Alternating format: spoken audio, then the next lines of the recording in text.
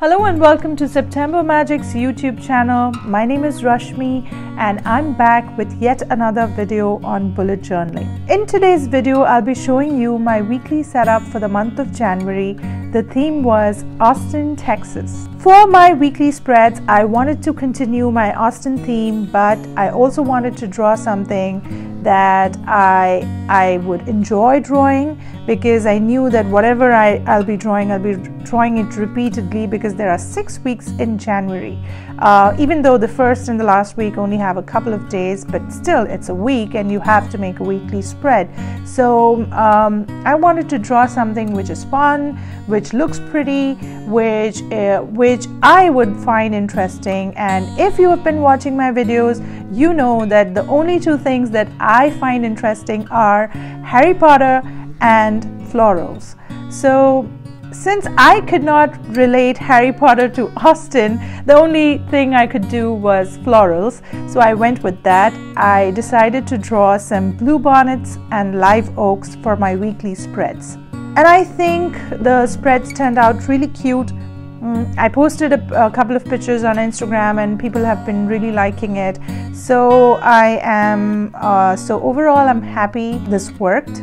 For the bluebonnet flowers, I just wanted to draw something really simple and that I could do over and over again. So I googled some pictures of bluebonnets and I realized that they are tapered on the top. So basically all I had to do was draw a petal, and as I go down, each tier would have more petals. So if I drew like one petal on top, I would draw 3 petals below it, and then maybe 5 or 4 below that. So just keep increasing the number of petals and it would look broad at the base and narrow on the top. So that's the only way I can explain how to draw bluebonnets. Rest you can watch for yourself. For the coloring, I was using my Ohuhu brush pens. I should have tested those markers on a separate piece of paper, but what happened is I did not, and I ended up getting these streaks because I was using light colors with dark colors. So I had this light green, light blue with some dark shades of blue. So I ended up having these petals that had streaks in them.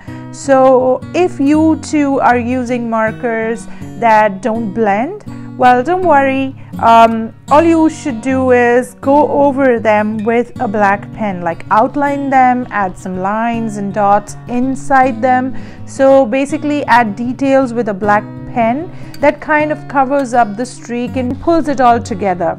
So I think at the end it turned out really pretty, but when you see in the beginning without the black, it looks really patchy.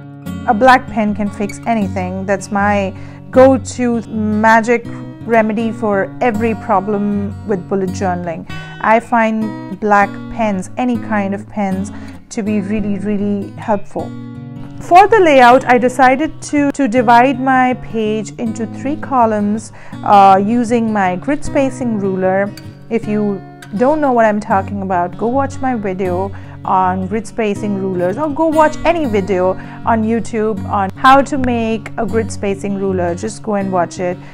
It is a really helpful tool if you can make one.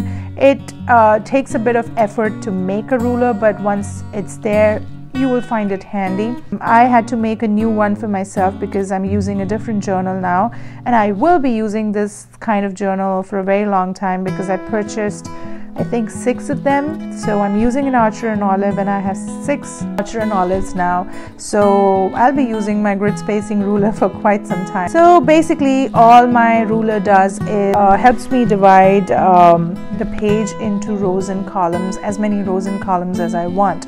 So for this one, I divided my page into 3 columns, and then I divided those columns in a way that it resulted into boxes, some small and some big, because I wanted to use the smaller boxes for drawings and bigger boxes for writing. If you're going to do the same layout with some other designs, try to kind of spill your design outside the box a little, like I tried bringing some of the petals out of the box. It just gives a nice touch to the whole page.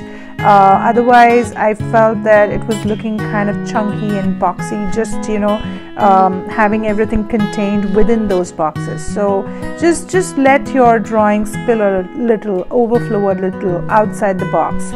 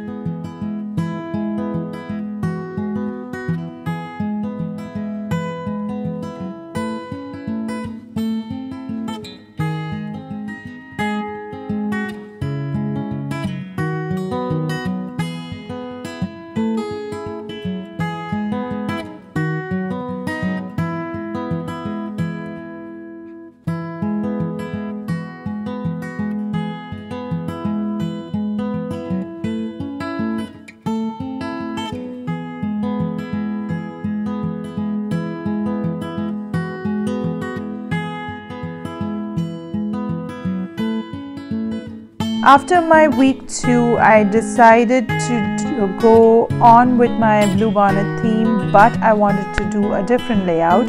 So for this one, I just used the top portion of the bullet journal spread as a header, and I just used that portion for my drawings, and the remaining part I just divided them into 8 columns, and then I used 7 of them for my days of the week and 1 for notes.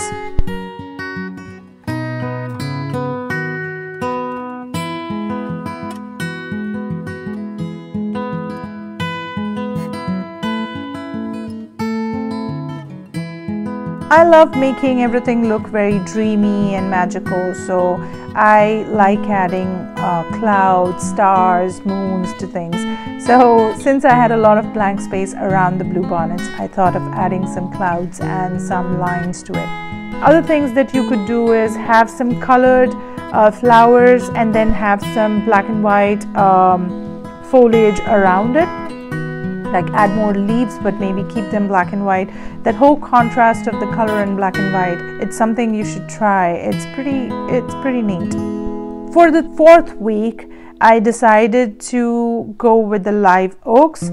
All I did was I went with the same layout that I did for week 2, but instead of the bluebonnets, I did some oaks, some acorns and leaves, and again with the whole spilling thing, I just spilled some of those drawings outside the box just to break the monotony.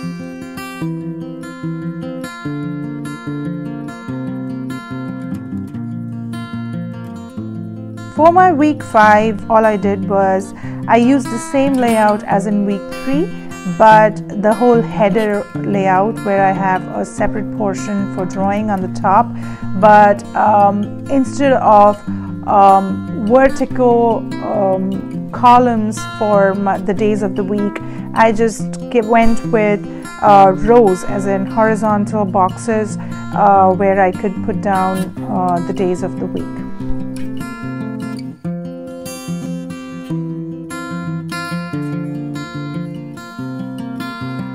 The last week of January was just one day. For that, I just did 4 boxes on one page, 1 box with the blue bonnets, and the other 4 boxes, one I used for the last day of the month, the second box I used for highlights of the month, and the last box I used for my social media tracker.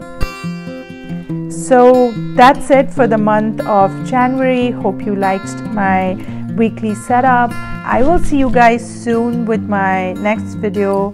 Until then, happy journaling and have a good day.